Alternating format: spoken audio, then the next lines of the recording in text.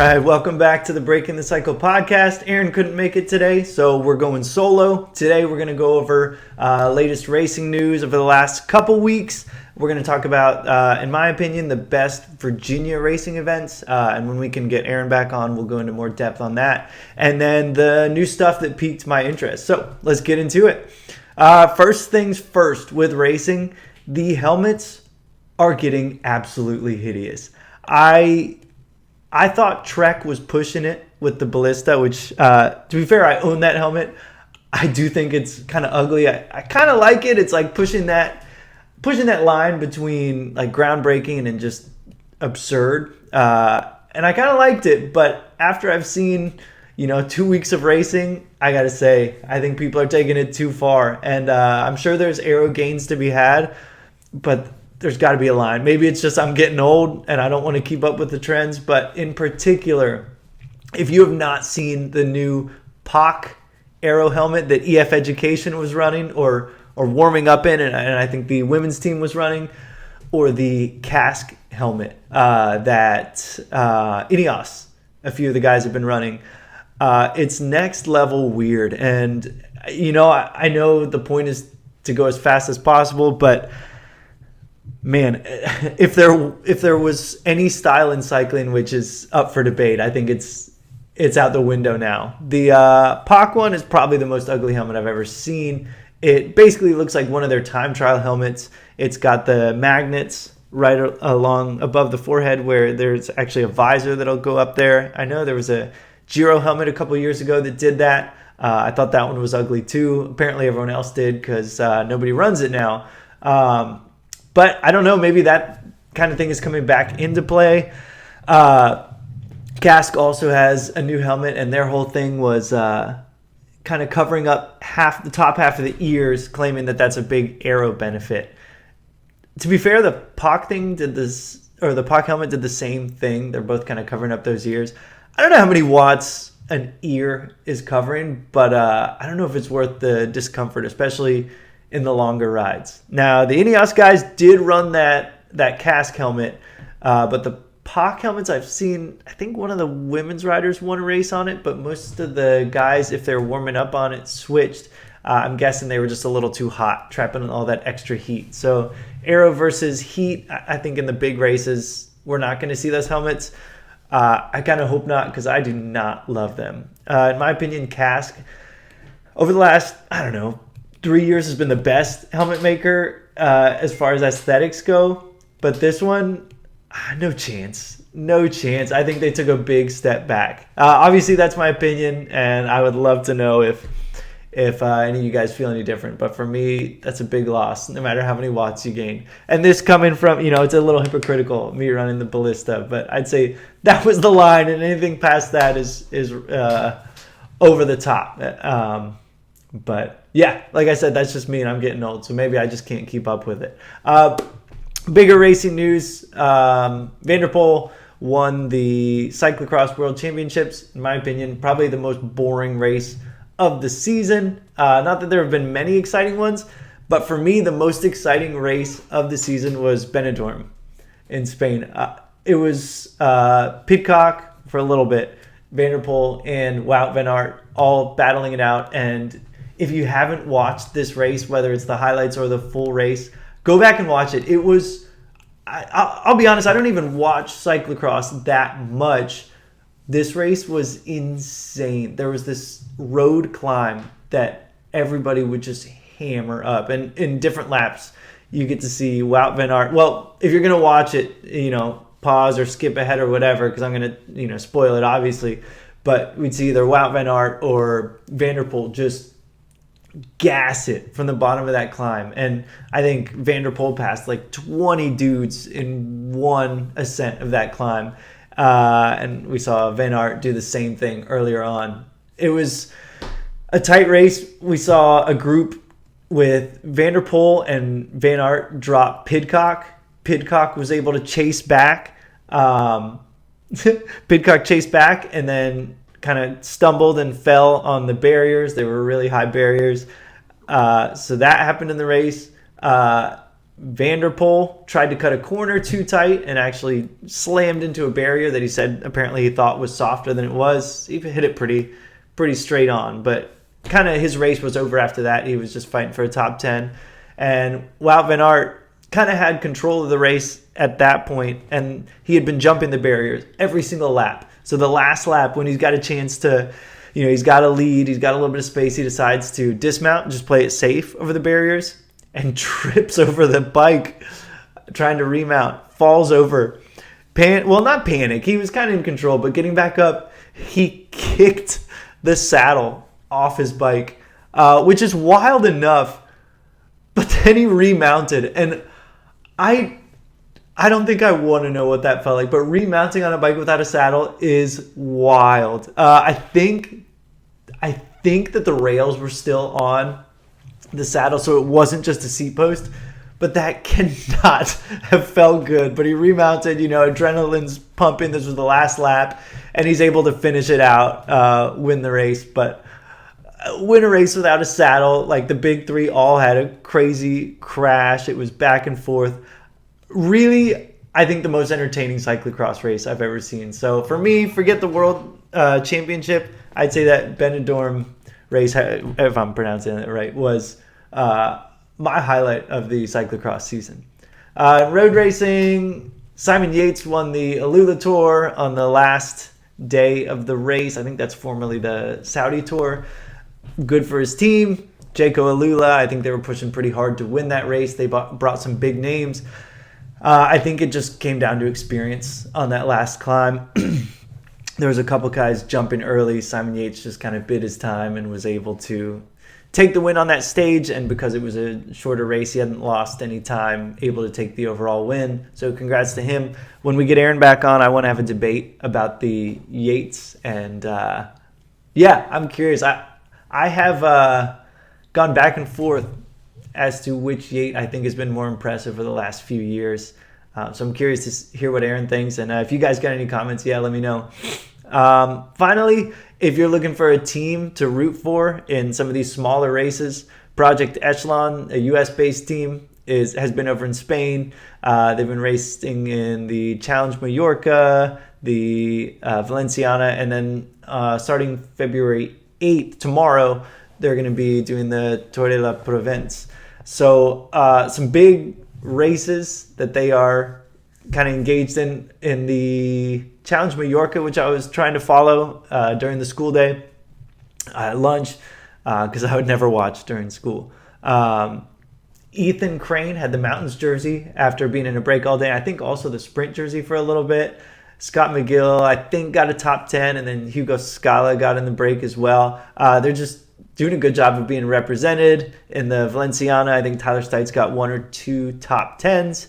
So team doing big things from the U.S. I've had a lot of fun following them. So those are also guys that if you're in the right place during the crit season, you may be able to race against them. So pretty wild to see them doing well in Spain and in Europe. As far as racing goes for the U.S. and particularly for me living in Virginia, I kind of wanted to go over my favorite races in the state of Virginia that are coming up. I'm getting fired up for race season, getting sick of just training, sick of trainer weather. And just kind of started putting a list together of what I thought the best races were in Virginia. And again, when Aaron gets back on, we'll talk in depth about these because he's had more experience than I have even with doing some of these races. But there's some awesome races in the local area. The first one being the Stokesville 60-40. It's a mountain bike race, either 60K or 40K, pretty much depending on how you're feeling after that second rest stop. But Stokesville is in Harrisonburg, in my opinion, just world-class mountain biking in Virginia. It's close to West Virginia. Lots of incredible climbs, lots of techie stuff, 15-minute descents after, of course, hour and a half climbs. Well, for me anyways. I'm sure a lot of people do it faster than that.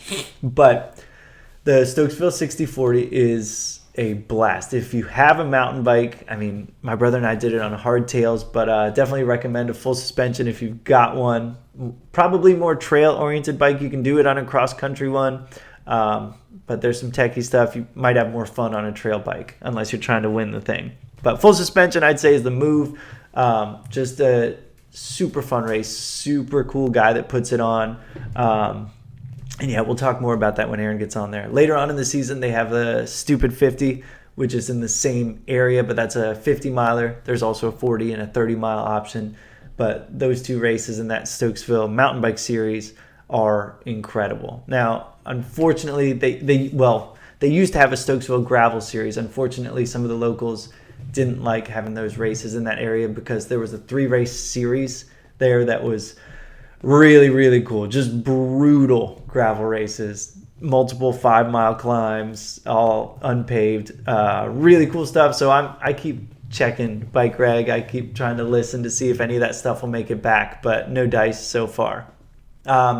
Doesn't technically count for Virginia because it's not in Virginia, but the Croatan Buck 50, haven't done it, but there's some big names signed up. 150 miles, fairly flat, just kind of like a new age gravel race. That would be a cool one to do if you wanted to, see what it's like to do those races and be in the same race as some of the big guys, some of the hitters, because they're going to be there. Speaking of hitters, the Tour of Newport News is getting a ton of press this year. I'm really pumped for that one. Somebody published saying it's the biggest race in Virginia. There's going to be a whole omnium. There's street sprints on Friday night. There's a time trial Saturday morning. There's a twilight crit in the evening. And then there's a road race the next morning. So you can do all 4 events in the omnium, or you can just do 1 or 2 or however many. But it's broken up into Cat 5 and then Cat 3 and 4 together. And then 2 and 3 together. And then there's a P1-2 field as well. And some of the big teams are coming down. The DCC team looks like it's coming down for the P1-2. I think there's some talent from out west coming in. It looks like it's going to be huge. Super excited and super terrified to do that one this year. But that's going to be a really cool race. I think they also have a single speed event there. So really fun atmosphere. Ton of people show up. It's a 8-turn crit, so you get like fans surrounding every turn. Really wild. There's a little bit of a kicker on the backside. Cool, really fun race. I think that's the most fun I had at a crit race for sure.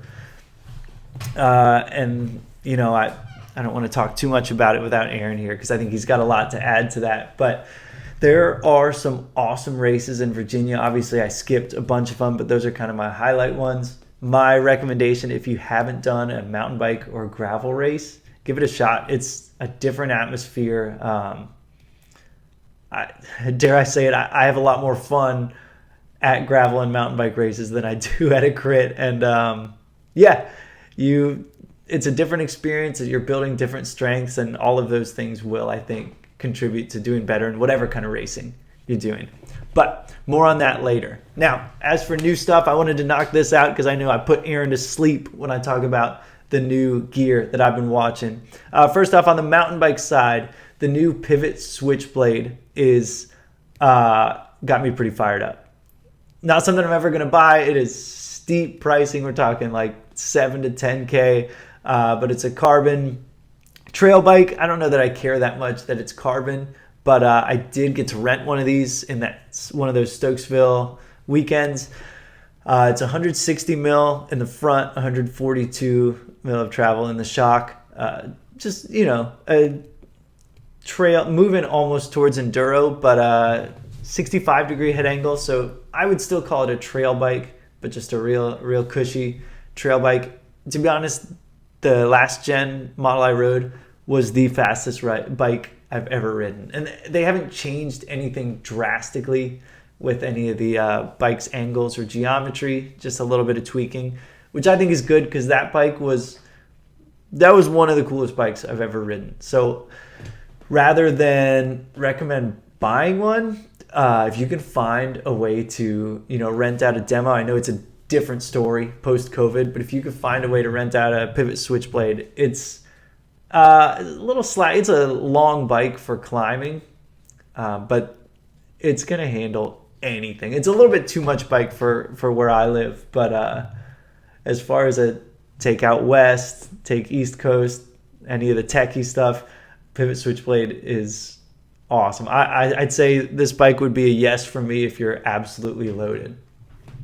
Now jumping a little bit into the softer stuff, SRAM Apex Axis, the 12-speed wireless drivetrain, not new, but just kind of wanted to share my thoughts on it. I was looking into it because I'm hopefully going to get a new gravel bike, and I was really curious about this drivetrain.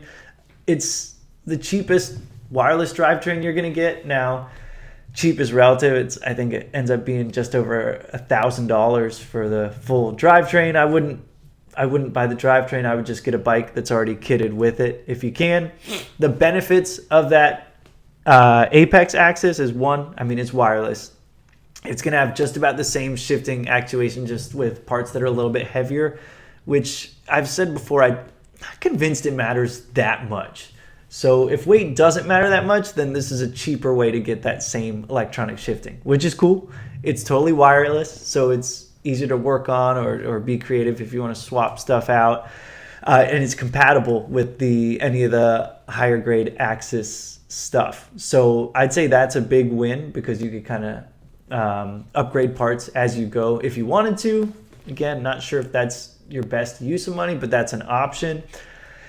Interesting thing, just with the price point and what kind of bikes it comes with, they made this drivetrain compatible with a Shimano free hub, which I thought was interesting. That almost would be, I would say, a selling point, especially if you're looking to upgrade from, one of the lower spec GRX into a SRAM Axis. You wouldn't have to get a new free hub body. So I thought that was actually kind of the biggest selling point. For me, this would be a yes for gravel. I think this is a great gravel drivetrain. As for road, just the fact that it's only one by, you're going to have to tweak a lot of things. You're going to have to get a new chain ring on the front if you want to race. So gravel, I would say for sure the Apex Axis is a yes for me. But for road, I think there's better options. I'd just get a cheaper 2x, even if it means mechanical. But I love what SRAM is doing here, just trying to make it more affordable. It's all relative. Like, it's not, I don't know that it's affordable, but it's more affordable is how I would put it. Staying with SRAM, the new red stuff looks like, stuff is being leaked. Somebody leaked a bunch of pictures. Looks like it's going to have hood buttons to compete with Shimano. It's going to have smaller hoods to compete with Shimano. It looked like there was a button kind of by the thumb that maybe could be used as a sprint shifter while you're in the drops, just an easier way to shift without having to move your fingers, just moving your thumb instead. Some people are pretty fired up about it. Me, I'm sure it'll be cool, but the Force and the Rival are fine. And as far as shifting goes, we just talked about the Apex being just about as good. So when it comes out, I'm sure it'll be cool. If somebody offered it to me, for sure, I'd be fired up. But for the money, I don't know. I'm not sold on it. We'll see. I'm curious to see if there's a big difference. Now, the big news with gravel, or one of the big news with gravel bikes coming out, was the Colnago C68 gravel bike. A bunch of stuff was popping up about it. Beautiful bike. The paint job was sweet. And a lot of the stuff made it seem like this is this groundbreaking bike. I think it is from about 5 years ago. The clearance for tires, I think they said maximum was like 42, but in their statement, they say it runs best on a 40 mil tire. That's fine, but it's just not really the direction gravel seems to be going, at least in the US. Now, maybe in Europe, this is going to be really appealing because there's a push not to go to these wider tires. But as far as this bike being a gravel race bike, which is kind of what it's aimed at being, it's not a US gravel race bike. I'll leave it at that. If I'm living in the US thinking about spending big money on a race gravel bike, it's just, I can't believe they didn't give it more clearance. It looks cool. It's got the high of this bike, I would say, is those like good classic Colnago looks. It's got it's carbon pieces. I don't know if you'd call it a carbon lug because it's not like an aluminum lug like they used to have, but it's cool. It's a beautiful frame. It's got that classic look. The bad thing about it is it's just a classic gravel bike. It's not keeping up with the trends, which need more clearance. So it's not cheap either. So for me, I would call this one just, it doesn't seem well thought out to me. Now, again, I don't know about the market in Europe, but it didn't interest me at all. As soon as I started reading, I was like, this isn't, I don't know. It doesn't seem to fit the gravel trends. But for all I know, they'll sell plenty of them. And in Europe, maybe people are wanting to run 40s and nothing wider.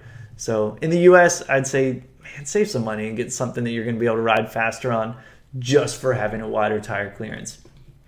Final new piece of equipment I was kind of trying to eye up was the new Trek or Bontrager shoes. I know that Tim DeClercq posted a picture on his Instagram, and you could see in some of the still frames the Trek guys, the Lidl Trek guys were running new, I guess they'll be the Trek RSL shoes.